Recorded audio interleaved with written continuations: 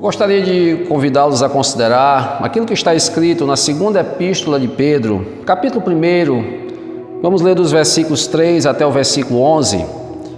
Diz assim a palavra de Deus: Visto como pelo seu divino poder nos têm sido doadas todas as coisas que conduzem à vida e à piedade, pelo conhecimento completo daquele que nos chamou para a sua própria glória e virtude, pelas quais nos têm sido doadas as suas preciosas e muito grandes promessas, para que por elas vos torneis coparticipantes da natureza divina, livrando-vos da corrupção das paixões que há no mundo.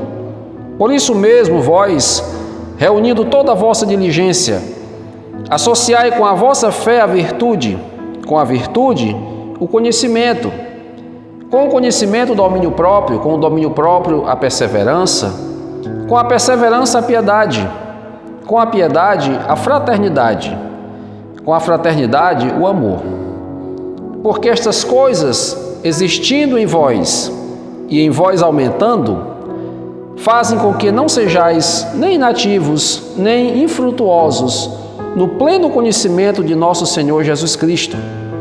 Pois aquele a quem estas coisas não estão presentes é cego, vendo só o que está perto, esquecido da purificação dos seus pecados de outrora. Por isso, irmãos, procurai com diligência cada vez maior confirmar a vossa vocação e eleição, porquanto, procedendo assim, não tropeçareis em tempo algum, pois desta maneira é que vos será amplamente suprida a entrada no reino eterno de nosso Senhor e Salvador Jesus Cristo. Amém.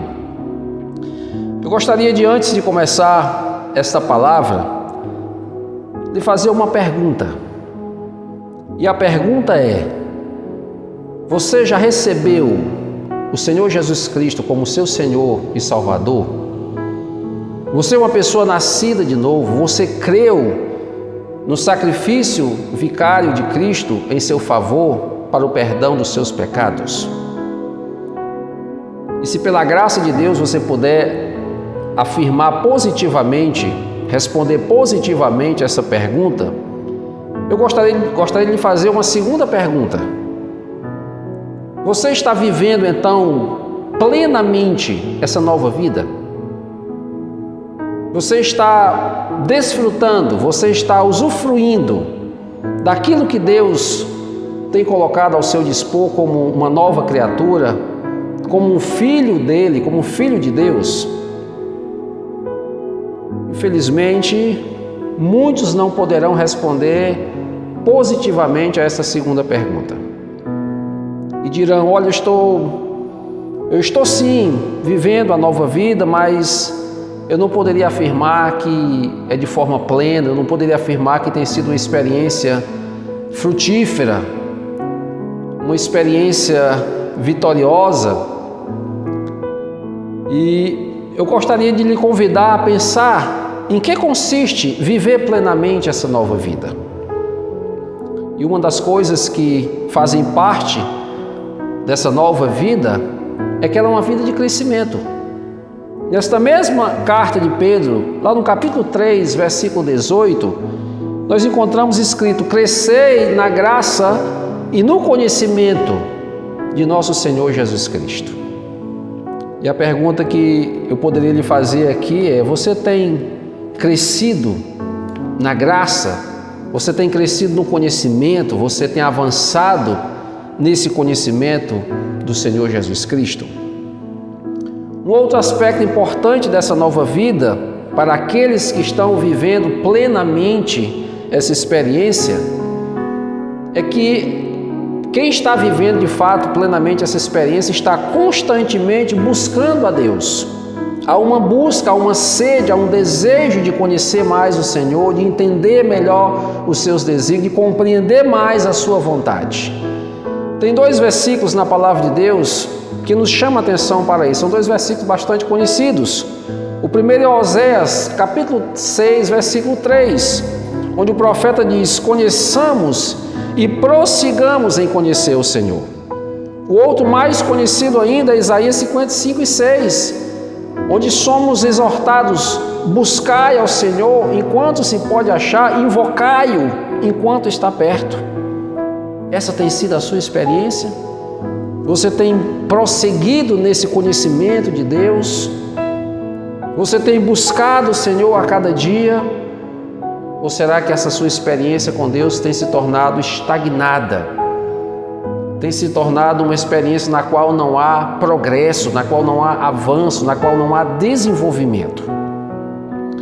Um outro aspecto marcante da vida daqueles que estão vivendo plenamente a sua fé é a obediência à palavra de Deus, é a obediência ao Senhor. O Senhor Jesus Cristo, lá em João capítulo 15, versículo 14, Ele diz: vós sois meus amigos, se fizer o que vos mando. Muitas pessoas estão bastante interessadas nas promessas de Deus, nas bênçãos que poderão receber do Senhor, mas quando chega no momento de obedecer, de fazer aquilo que o Senhor apresenta, coloca para nós na sua palavra, acaba não fazendo, acaba querendo viver uma vida onde ele vai fazer o que quer, o que deseja, e não o que o Senhor ordena na sua palavra. O que é mais que poderíamos pontuar aqui como marcas de alguém que está vivendo uma nova vida? Viver uma vida de santificação. Essa é uma marca do verdadeiro cristão, daquele que nasceu de novo, daquele que está caminhando para o céu. Hebreus 12, 14 diz: segui a paz com todos e a santificação, sem a qual ninguém verá o Senhor. Uma outra marca, uma outra característica daqueles que estão vivendo plenamente essa caminhada com Cristo, esse chamado de Deus, é viver uma vida de perdão. Na oração, no modelo de oração que o Senhor Jesus Cristo nos ensina na sua palavra, a condição indispensável para sermos perdoados é também perdoarmos. Essa é uma condição indispensável. Eu não posso desejar o perdão de Deus, eu não posso almejar o perdão de Deus se eu não tenho a disposição de liberar perdão.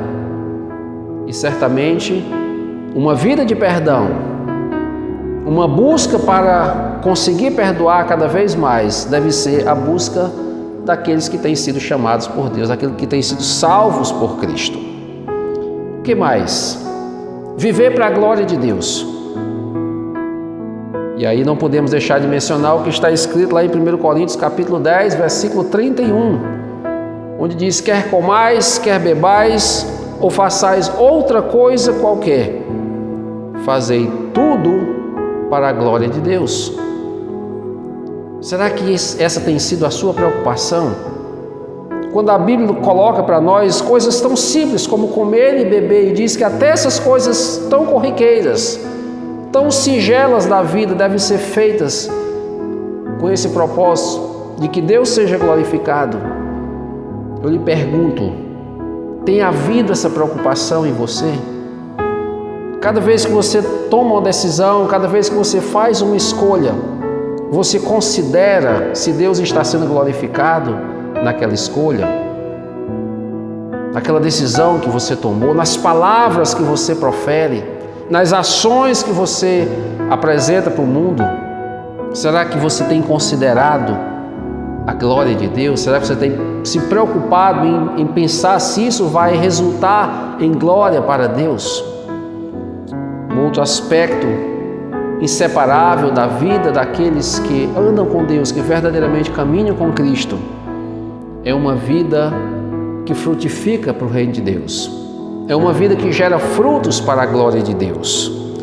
E a gente olhando para o que diz o capítulo 15 do Evangelho segundo João, lá no versículo 16, o Senhor Jesus Cristo diz: não fostes vós que me escolhestes a mim, pelo contrário, eu vos escolhi a vós outros, e vos designeis para que vades e deis frutos.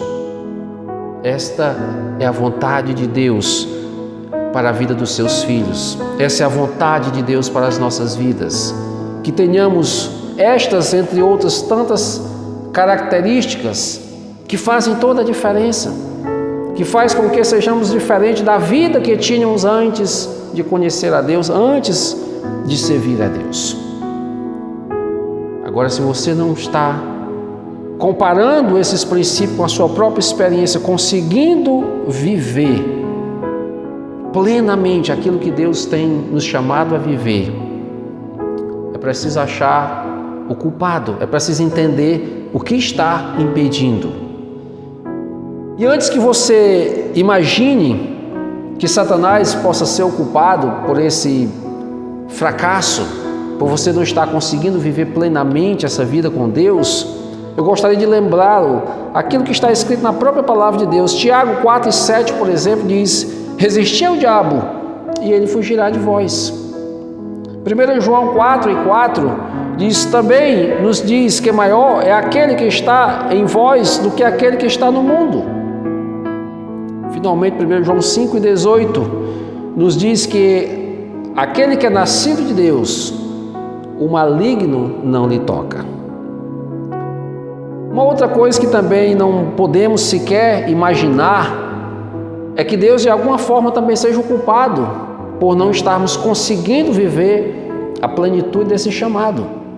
Não podemos cogitar que Deus de repente não nos deu fé suficiente, que Deus não nos capacitou adequadamente para viver essa experiência. E aí nós retornamos para a leitura que eu fiz a princípio, onde aqui nos é dito que Deus nos proporciona todos os meios, a todos quantos creram, a todos quantos receberam a Jesus Cristo, foi concedido todos os meios necessários, indispensáveis, para que possam desenvolver esta fé, para que possam viver plenamente essa experiência. Recapitulando aquilo que lemos, 2 Pedro, capítulo 1, versículos 3 e 4 diz: visto como pelo seu divino poder nos têm sido doadas todas as coisas que conduzem à vida e à piedade, pelo conhecimento completo daquele que nos chamou para a sua própria glória e virtude. E aí vem a parte que eu gostaria de chamar a sua atenção: pelas quais nos têm sido doadas as suas muito preciosas e muito grandes promessas, para que por elas vos torneis co-participantes da natureza divina, livrando-vos da corrupção das paixões que há no mundo. Eu gostaria agora de convidá-lo a observarmos com calma um pouco melhor o que essa passagem está nos dizendo. A primeira coisa que ele vai nos dizer aí é que todas as coisas que conduzem à vida e à piedade já foram doadas por Deus, já foram disponibilizadas a nós pelo próprio Deus. E é interessante que Pedro, aí na inspiração de Deus, ele não diz que foram apenas algumas coisas, ele não diz que foi apenas parte daquilo que nós precisamos, mas o termo é muito direto, é muito simples, é muito exato: todas as coisas. E para que essas coisas servem? A que se destinam essas coisas que Deus doou para nós? Ele continua dizendo: a vida e a piedade. Exatamente esta vida cristã, vivida de modo pleno, de modo crescente, de modo frutífero, de modo perseverante.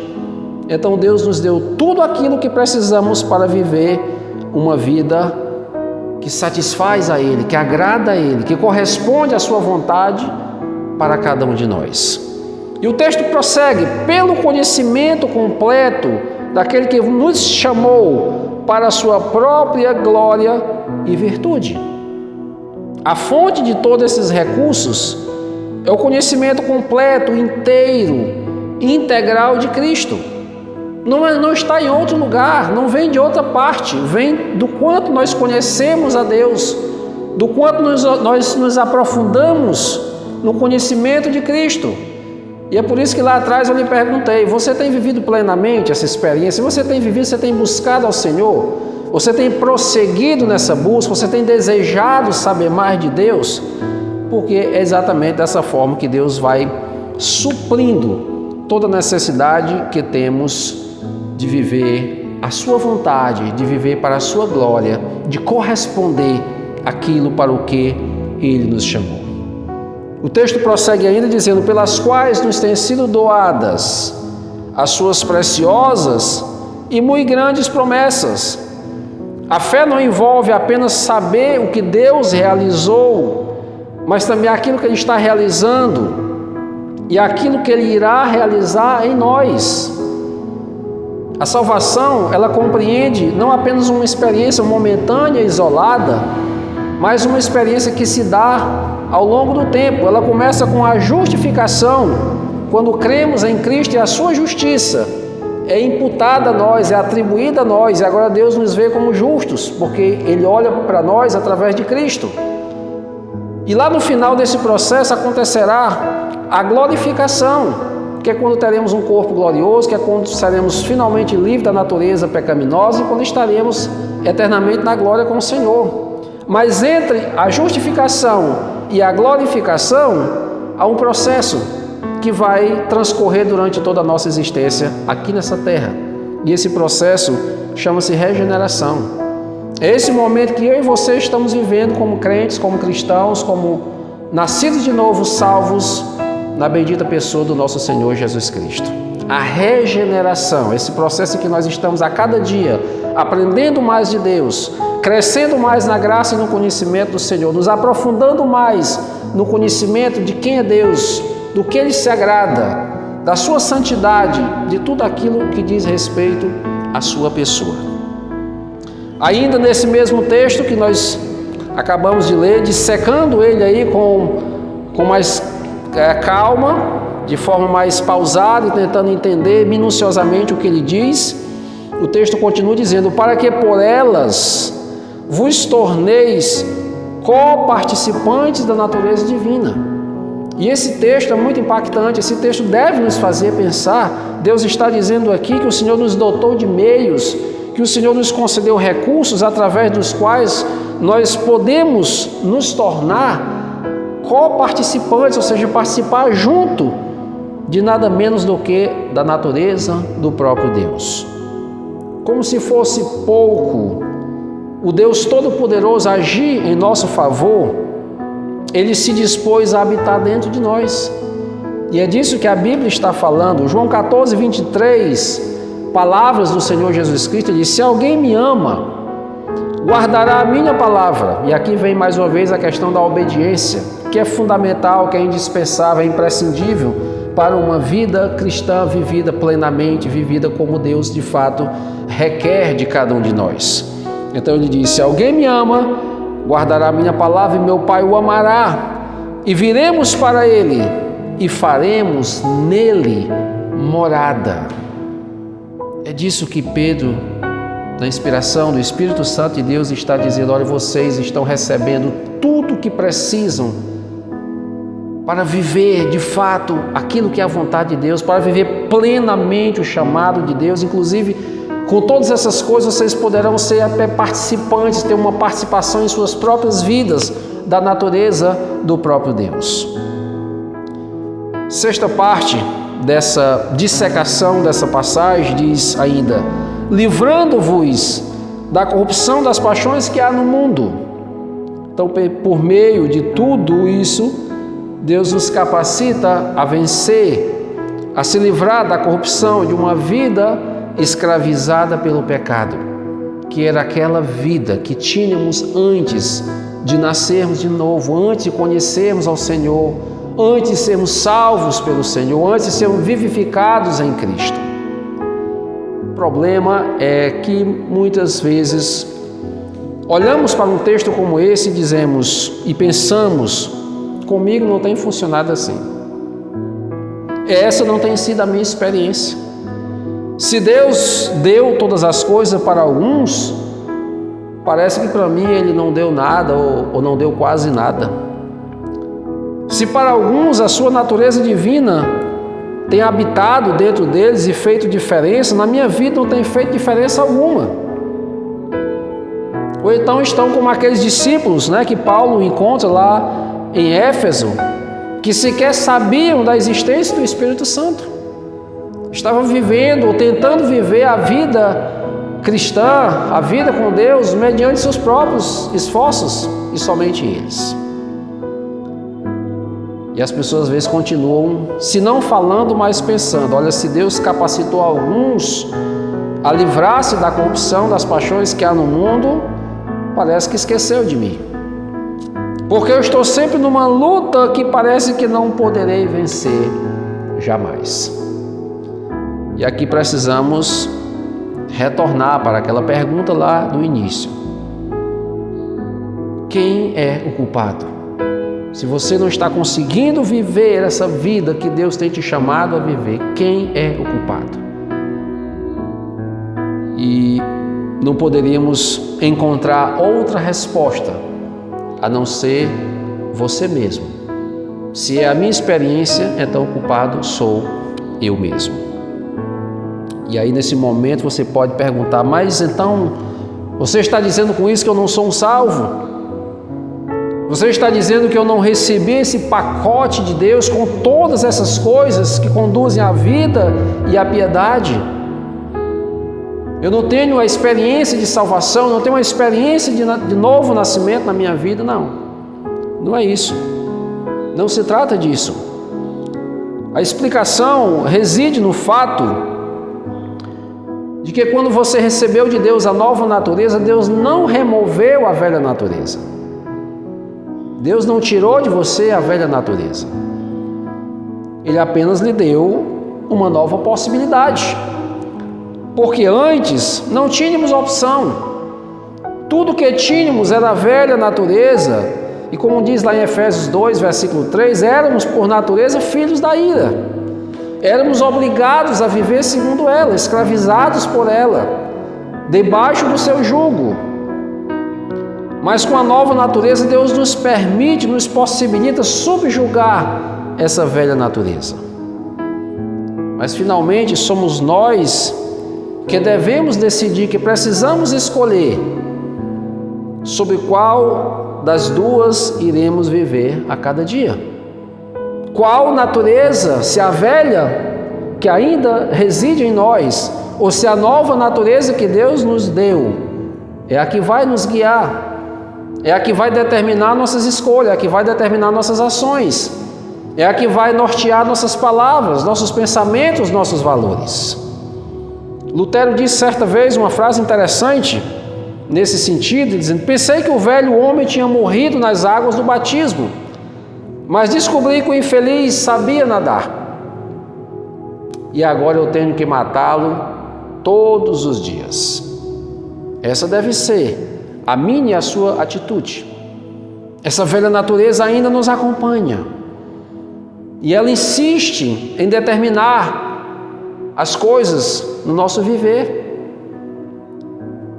Parte de nós precisa que cada um de nós tenhamos a atitude, a disposição de escolher sobre qual natureza, sobre qual influência nós iremos andar.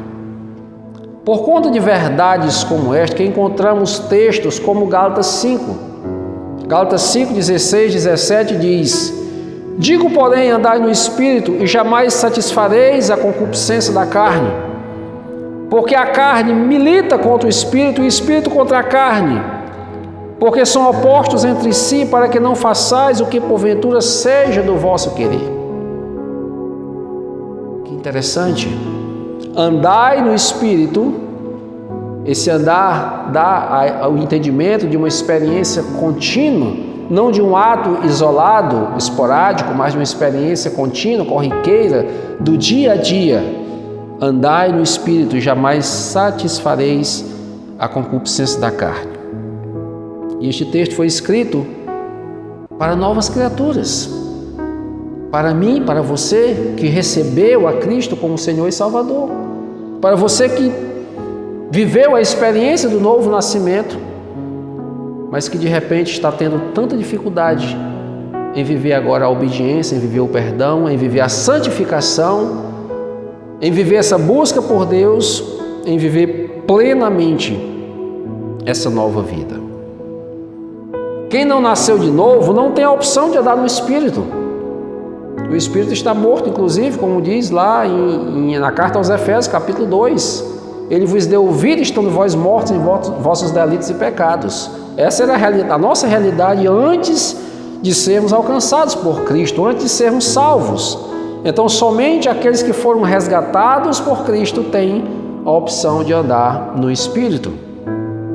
Quem não nasceu de novo somente pode satisfazer a concupiscência da carne. Por outro lado, um verdadeiro cristão, um verdadeiro salvo, tem tanto uma como outra possibilidade. Então, cabe a ele, cabe a mim, cabe a você decidir sobre qual iremos andar. Porque a carne milita contra o Espírito e o Espírito contra a carne, porque são opostos entre si. Aqui Paulo faz uso de um termo utilizado nas guerras, milita, para falar do conflito que ocorre na vida de todo cristão. Irmão, irmã, quem está vencendo essa guerra na sua vida? Quem está vencendo essa batalha, esse conflito na sua vida? E ele prossegue dizendo, para que não façais o que porventura seja do vosso querer. Se você é um verdadeiro cristão, você tem o desejo de fazer o certo. Você tem vontade de viver a santificação. Você entende que o correto é buscar a Deus, é viver a justiça, é viver o amor. Mas se você não anda segundo o Espírito, se você não tem procurado andar segundo o Espírito, o que vai acontecer? Você não vai conseguir. Segundo a carne, você não irá conseguir viver aquilo que Deus tem nos chamado a viver. Seguindo essa mesma linha, mas usando outras figuras de linguagem, Paulo vai mais uma vez nos responsabilizar pelo êxito ou derrota na nossa caminhada com Deus. Ele vai nos responsabilizar escrevendo aos Efésios, no capítulo 4, versículos 22 a 24, quando ele diz assim, no sentido de que, quanto ao trato passado, vos despojeis do velho homem, que se corrompe segundo as concupiscências do engano, e vos renoveis no espírito do vosso entendimento, e vos revistais do novo homem, criado segundo Deus, em justiça e retidão, procedentes da verdade. É do cristão a responsabilidade de se despojar desse velho homem. É nosso papel, né? É nossa responsabilidade. Deus nos deu uma nova natureza.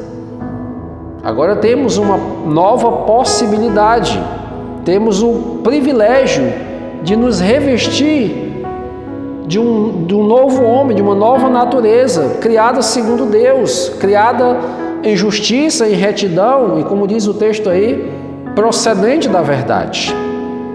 E a pergunta que precisamos estar fazendo aqui é: estamos fazendo uso desse recurso, bem como desse privilégio?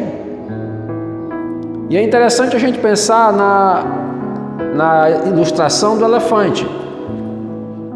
Na África, eles costumam capturar filhotes de elefante, que serão mais tarde vendidos para circos, para zoológicos. E quando aquele elefante é pequeno, eles acorrentam, colocam ali uma corrente na sua pata e prendem a uma estaca no chão. E aquele elefante, ele é apenas um filhote, ele a princípio se esforça para tentar se soltar daquela corrente, quem sabe arrebentar aquela corrente, mas porque ele ainda é pequeno, ele não tem força. E ele, depois de diversas tentativas, ele desiste. Ele entende que aquilo é uma condição permanente, aquilo é uma condição que ele não vai poder se livrar dela, e ele nunca mais tenta. Mas aquele elefante, ele vai crescer. E ele vai, na sua fase jovem, depois da sua fase adulta, ele vai ter força suficiente para arrancar até árvores, pequenas árvores, pela sua raiz. E aquela pequena corrente, aquela frágil corrente, comparada com a sua força, não seria nada. Ele poderia facilmente, tranquilamente arrebentá-la com o mínimo esforço. Mas porque ele acredita, baseado numa experiência que ele adquiriu lá na sua na sua infância, ele acredita que isso não é possível, ele nem mais tenta. Ele nem mais procura se desvencilhar daquilo que o prende. E ele vai viver o resto da sua vida acorrentado, mesmo tendo força, capacidade de arrebentar com aquela corrente e ser livre. Muitas vezes é o que acontece conosco. Deus graciosamente já nos deu os meios para que possamos vencer essa natureza pecaminosa que habita em nós. Mas porque nós vivemos, talvez durante tantos anos, presos a ela, subjugados por ela, agora mesmo diante dos meios que Deus nos agraciou, nós não tentamos viver, não procuramos viver segundo aquilo que Deus tem nos dado nessa nova vida que ganhamos com a salvação ao crermos no Senhor Jesus Cristo. Voltando para 2 Pedro, capítulo 1, aquele mesmo texto que diz lá que Deus já nos deu tudo o que precisamos para viver a plenitude para a qual Ele nos chamou, encontramos o seguinte, versículos de 5 a 7. Por isso mesmo, vós, reunindo toda a vossa diligência, associai com a vossa fé a virtude, com a virtude o conhecimento, com o conhecimento o domínio próprio, com o domínio próprio a perseverança, com a perseverança a piedade, com a piedade a fraternidade, com a fraternidade o amor. E é interessante observarmos aqui alguns termos, algumas palavras para a gente entender o que esse texto está nos dizendo. Primeiramente ele diz, por isso mesmo vós, quem? A princípio ele começa falando de Deus, né? Pelo seu divino poder nos tem sido doadas, Deus está nos doando todas as coisas que conduzem à vida e à piedade e tudo mais. Então a figura central ali, naquele começo, é a figura de Deus. Deus está suprindo, Deus está doando, Deus está nos entregando aquilo que precisamos. Mas agora que Ele descreve esse processo, agora que Deus nos deu aquilo que necessitamos, Ele se volta para nós e diz, agora é com vocês. Por isso mesmo vós, o personagem central agora, somos nós. E Ele vai usar aí de alguns termos que devem nos chamar a atenção. Reunindo toda a vossa diligência. Reunindo toda a vossa diligência. E é interessante a gente procurar entender o significado dessa palavra diligência. Se a gente for para o dicionário, a gente vai descobrir que é interesse ou cuidado aplicado na execução de uma tarefa. Zelo, urgência, presteza em fazer alguma coisa. O que Deus está nos dizendo nessa palavra? Agora que vocês receberam todas essas coisas, cuidem, sejam diligentes, sejam esforçados, se apliquem agora na utilização desses meios, desses recursos.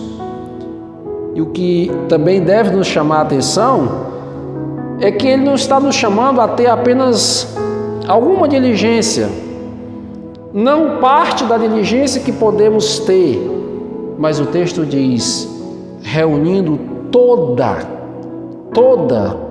a vossa diligência. O outro termo que aparece aqui, agora de uma forma imperativa, um verbo transitivo direto, quando ele diz associai, reunindo toda a vossa diligência, associai. E o que é associar? É pôr junto, é reunir, é agregar.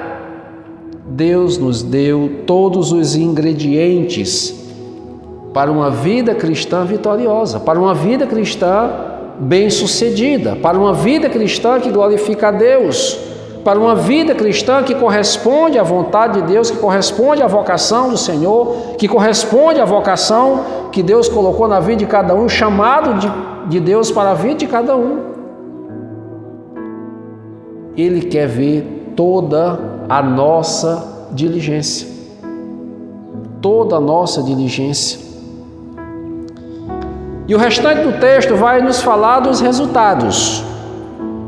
Versículos 8 e 9, ele vai nos falar dos resultados. Você recebeu tudo de Deus, todas as coisas, você colocou a sua diligência, toda a sua diligência, você se empenhou em fazer tudo isso começar a funcionar na sua vida, e ele vai dizer agora nos versículos 8 e 9, no caso de quem está de fato aplicando esses recursos de Deus na vida, ele vai dizer o seguinte: porque essas coisas, existindo em vós e em vós aumentando, fazem com que não sejais nem inativos e nem infrutuosos no pleno conhecimento de nosso Senhor Jesus Cristo. E aí ele vai para a segunda possibilidade, que é a possibilidade daqueles que receberam todas essas coisas, mas que não colocaram em prática, mas que não reuniram nas suas vidas, mas que não usaram de diligência alguma. E ele diz o seguinte: pois aquele a quem estas coisas não estão presentes, Deus deu o pacote completo, Deus deu tudo aquilo que era necessário, mas não conseguiram ver, não conseguiram perceber. Ele diz: estão cegos, é cego aquele para quem estas coisas não estão presentes, não estão visíveis, não estão ao seu alcance. E ele continua: vendo o sol que está perto, esquecido da purificação de seus pecados de outrora. Colocando para funcionar os recursos que Deus tem nos disponibilizados, teremos como resultado garantido não sermos nem inativos, ou seja, não iremos ficar parados, e nem ficaremos sem frutos, para que não sejais nem inativos nem infrutuosos, ou seja, sem fruto algum. Esse é o resultado. Deus nos deu e Deus nos exorta a pegarmos aquilo que Ele nos tem dado e colocarmos para funcionar, e colocarmos em prática na nossa vida, no nosso dia a dia, na nossa experiência cristã. Agora, não colocando para funcionar, ignorando aquilo que Deus tem dado, estaremos agindo como cegos. Ou seja, embora tenhamos ganhado uma nova natureza, recebido de Deus uma nova natureza, não conseguimos enxergá-la em nós. Olha, eu tenho olhado para mim mesmo, eu tenho pensado e não vejo como viver plenamente essa vida. Eu não tenho como obedecer aquilo que está escrito. Eu não tenho como perdoar a quem me ofende. Eu não tenho forças, disposição para estar buscando a Deus. Muitas vezes não temos visão espiritual, de modo que só conseguimos ver aquilo que está perto, aquilo que é carnal, aquilo que as nossas emoções, as nossas vontades, os nossos sentimentos permitem que consigamos observar. A outra coisa que aparece aí é que, agindo assim, estaremos sendo ingratos. Além de tudo, estaremos sendo ingratos, esquecidos, diz lá o texto, da purificação dos nossos pecados de outrora. Cristo morreu para nos vivificar espiritualmente, nos dar uma nova vida, exatamente para não andarmos segundo a velha natureza, exatamente para não continuarmos vivendo como vivíamos antes, quando não tínhamos opção, quando só tínhamos aquela natureza velha subjugada pelo pecado. E quando eu e você, tendo recebido de Deus tudo aquilo que é necessário para viver uma vida que o glorifica, ainda assim não o fazemos, estamos demonstrando ingratidão para com Deus, estamos manifestando um descaso para com aquilo que Deus amorosamente e graciosamente tem colocado ao nosso dispor. Como você tem lidado com aquilo que recebeu de Deus? Como que você tem feito com tudo aquilo que Deus colocou ao teu dispor? O texto diz que nos foram doadas todas as coisas. O pacote é completo, o kit é completo. O que você tem feito com isso? Você tem diligentemente procurado colocar em prática? Você tem se esforçado, você tem buscado associar cada uma dessas virtudes, cada um desses recursos que Deus tem colocado ao teu dispor, buscando o conhecimento do Senhor e através dele vivendo uma vida que glorifica o Senhor, que testemunha diante de todos aquilo que o Senhor pode fazer na vida dos que creem nele? Ou você tem negligenciado, você tem preferido se esconder por trás de desculpas, dizendo eu não consigo, eu não sei, eu não posso, eu não sinto, e a vida vai passando e o tempo vai passando e você não acorda, e você não abre os olhos, e você não enxerga aquilo para o que Deus te salvou, para aquilo para o que Deus te chamou. Se você, ouvindo essa palavra, disser, olha, eu até que gostaria de mudar, eu até que gostaria de tomar uma atitude a respeito, mas eu não sei por onde começar. Eu diria que o melhor momento, a melhor forma de começar é pelo arrependimento, é pelo reconhecimento, é pela confissão de que você tem negligenciado, de que você tem menosprezado esta grande bênção de Deus na sua vida, que você tem feito pouco caso dos recursos que Deus tem colocado ao teu dispor. Se arrependa, reconheça, confesse diante de Deus, dizendo, Senhor, me perdoa, porque a tua palavra diz, e a tua palavra é a verdade, ela diz que o Senhor me deu tudo aquilo que conduz à vida e à piedade, tudo aquilo que serve, que é bastante, que é suficiente para uma vida frutífera, para uma vida plena, para uma vida que glorifica ao Senhor, para uma vida que faz diferença. Mas eu tenho vivido a mediocridade, eu tenho vivido de qualquer forma, de qualquer jeito, eu tenho me contentado com tão pouco, e portanto eu tenho negligenciado aquilo que é minha responsabilidade, que é glorificar o Senhor, que é mostrar para o mundo a diferença que faz alguém que vive segundo a dependência do Senhor. Faça essa oração, peça misericórdia a Deus, e eu creio que a partir de então, a partir daí, você vai começar a abrir seus olhos espirituais, vai começar a perceber o que está ao seu dispor, os recursos de Deus ao seu dispor, e você vai conseguir viver plenamente esse chamado de Deus, essa vocação do Senhor para a sua vida. E certamente com isso Deus só tem a ser glorificado e exaltado no teu viver. Que Deus te abençoe e te conceda enxergar, entender essas verdades e viver conforme elas. Amém?